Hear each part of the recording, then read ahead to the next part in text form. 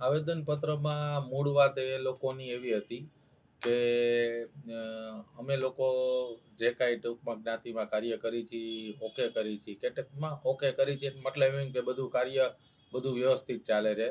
સુનિલભાઈ દ્વારા એવી રજૂઆત કરવામાં આવેલી કે ભાઈ આ બધા જે કાંઈ કેસ થયા છે અને જે કાંઈ એફઆરઆઈ છે એ આક્ષેપો ખોટા છે. પણ એની સામે મારે એટલું જ કહેવાનું છે કે સુનિલભાઈ રાઠોડ એ કોઈ જ્ઞાતિની ઓથેન્ટિક વ્યક્તિ નથી, નથી કોઈ જ્ઞાતિના હોદ્દેદાર કે નથી જ્ઞાતિમાં કોઈ એમનું યોગદાન. એ પોતાની માત્ર વાહવા કરવા માટે આ ટાઈપના આવેદનપત્રો માટે બધાને ભેગા કરી અને કમિશનર ઓફિસે ગયા છે. સુનિલભાઈ રાઠોડને પોતાને એટલી ખબર પડવી જોઈએ કે જે કોઈ કેસ થયા છે એ બધા પુરાવા સહિત થયા છે, એફઆરઆઈ થઈ છે, એમાં પણ બધા પુરાવાઓ છે. હવે તમે પોલીસ સ્ટેશને જઈ અને પોલીસ કમિશનર ત્યાં જઈ એવી રજૂઆત કરો છો કે અમારા વિરુદ્ધ થયા છે, ખોટા આક્ષેપો છે અને અમારા વચ્ચે સમાધાન થઈ જાય. હવે એક જ વસ્તુ એવું છે કે જ્ઞાતિના લગભગ એમ સમજો ને કે 50થી 70 જણા અલગ અલગ રીતે 10-10, 12-12 જણા લોકો મારી ઓફિસે સમાધાન માટે આવેલા હતા, છતાં પણ સમાધાન થયેલ નથી. તો એક વસ્તુ એ તો છે ને કે ભાઈ એ લોકોનો કાંઈ પણ કોઈ પણ રીતે કાંઈ પણ વાક છે, લેખિત એ લોકોએ જે કાંઈ પત્રિકા છે એમાં મારી સાથેના વ્યવહારો કરેલા છે, દાનમાં રકમના બોક્સ ફેરવી નાખ્યા છે. એ સુનિલભાઈ રાઠોડ આવેદનપત્રમાં એવી વાત કરે છે કે ખાલી ડાબી બાજુની બદલે જમણી બાજુ લખાઈ ગયું છે ને જમણી બાજુને બદલે ડાબી બાજુ એ લખાઈ ગયું છે. માત્ર એ એક વિવાદ નથી. જો તમારી 17 જણાની કમિટી હોય એ કોઈને ધ્યાન ન આવ્યું કે ડાબીની બદલે જમણી શું કામ લખાઈ ગયું?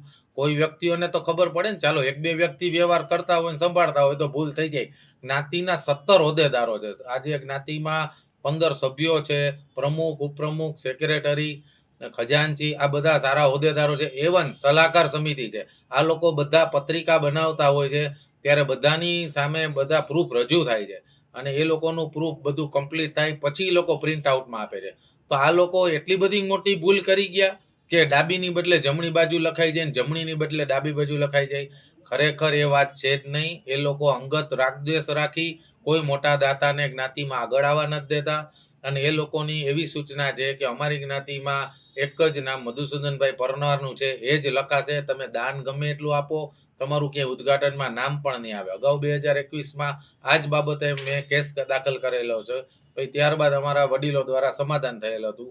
છતાં પણ બીજી વખત એ લોકોએ મારા સૌથી વધુ દાન હોવા છતાં નીચેના ખાલી દાનની વિગતમાં મારું નામ પહેલું લખેલું હતું, ઉપર જે પરિચય બોક્સ આવે અને દાતાઓના નામ આવે એમાં મારું નામ બીજું લોકોએ લખી નાખ્યું છે. ત્યારબાદ એ બદલ મેં શરત ભંગનો કેસ કરેલ હતો અને ત્યારબાદ એ લોકોએ બધાએ મારા પરિવાર વિરુદ્ધ જ્ઞાતિમાં પત્રિકા બહાર પાડેલ છે. આ બધા પુરાવા મારી સાથે છે. જે કમિશનરને હું આવેદનપત્ર દેવા જવાનો છું એમાં મારે પૂરેપૂરા જોડવાના છે. જ્ઞાતિના હોદ્દેદારોમાં તો એવું છે કે મુખ્ય 3-4 હોદ્દેદારો જ આ બધા જ્ઞાતિના વહીવટ કરે છે. જ્ઞાતિના હોદ્દેદારો એવું બધાને જ્ઞાતિ લોકોને અંધારામાં રાખી ઊંધા ચશ્મા પહેરાવે છે કે જ્ઞાતિનો એવોર્ડ છે એ મધુસૂદનભાઈ પરમારનો છે. પણ ખરેખર એવોર્ડ પોતાનો ક્યારે થાય કે મધુસૂદનભાઈ પરમાર દ્વારા એવોર્ડ આપવામાં આવે છે, એની કિંમત 9,000 રૂપિયા છે. 51,000 રૂપિયા એ દાન આપે છે દર વર્ષે. તો 51,000 અને 9,000 રૂપિયામાં એવોર્ડ આખો આ લોકો એમ કે છે કે સમગ્ર એવોર્ડ પરમાર કિશોર મંડપ કરે છે. પણ પરમાર કિશોર મંડપનો એવોર્ડ નથી. જે કાંઈ લોકો દાન આપે છે, જે કાંઈ લોકો દાતા છે, એ ગુજરાતી મચ્છુકટિયા દરજી જ્ઞાતિને આપે છે. કોઈ દાતા એવોર્ડને દાન આપતું જ નથી. એ લોકોનો એવોર્ડ હોય તો એમાં કોઈ આપણને પ્રોબ્લેમ નથી. પણ આ લોકો એવી ખોટી રજૂઆત કરે છે કે એવોર્ડ ને બધું અમારું છે. હેમુ ગઢવી હોલનો ખર્ચો, જમણવારનો ખર્ચો, અન્ય નાના મોટા ખર્ચા સહિત 6 થી 7 લાખ રૂપિયાનો ખર્ચો થાય. જો એ લોકો 6 થી 7 લાખ રૂપિયા આપે તો એ લોકોનો એવોર્ડ ગણાય છે. આ લોકો અને જે કોઈ લોકો દાન આપે છે ગુજરાતી મચ્છુકટિયા દરજી જ્ઞાતિને આપે છે. અને 9,000 રૂપિયામાં આ લોકો એમ કહે છે કે કોઈ પણ દાન તમે આપો આ લોકો જ ઉદ્ઘાટન કરશે અને એમનું જ નામ બોક્સમાં પહેલા આવશે.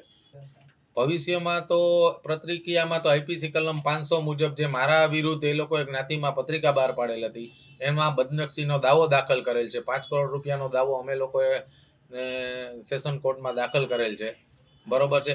એ દાવાની સામે અત્યારે આઈપીસી કલમ 500 મુજબ ફોજદારી ફરિયાદની અમારી બધી તૈયારી શરૂ છે. નહીં, હોદ્દેદારો તો એવું છે, નવી કમિટી આવશે એમને જૂની કમિટીના જે કોઈ કેસ થયા છે એમાં કોર્ટ દ્વારા અમારી પાસે એવી માંગણી કરવામાં આવશે કે એ લોકોને સાક્ષીમાં લઈ જૂનું જે કાંઈ પ્રકરણ થયું છે એ લોકો પાસેથી જે કાંઈ સત્ય હકીકત છે એ બહાર લાવે. નહીં, ફોજદારી કેસ જે થયા છે એ તો ગેરવર્તણૂક થયા છે અને બધા પુરાવા સહિત આપણે જોડે છે. ફોજદારીની નકલ પર અત્યારે અમે આવેદનપત્ર દેવા જવાના છીએ. એમાં ફોજદારી ફરિયાદની નકલ રજૂ કરેલ છે. મારા વિરુદ્ધ બદનક્ષીની પત્રિકા બહાર પાડેલ હતી.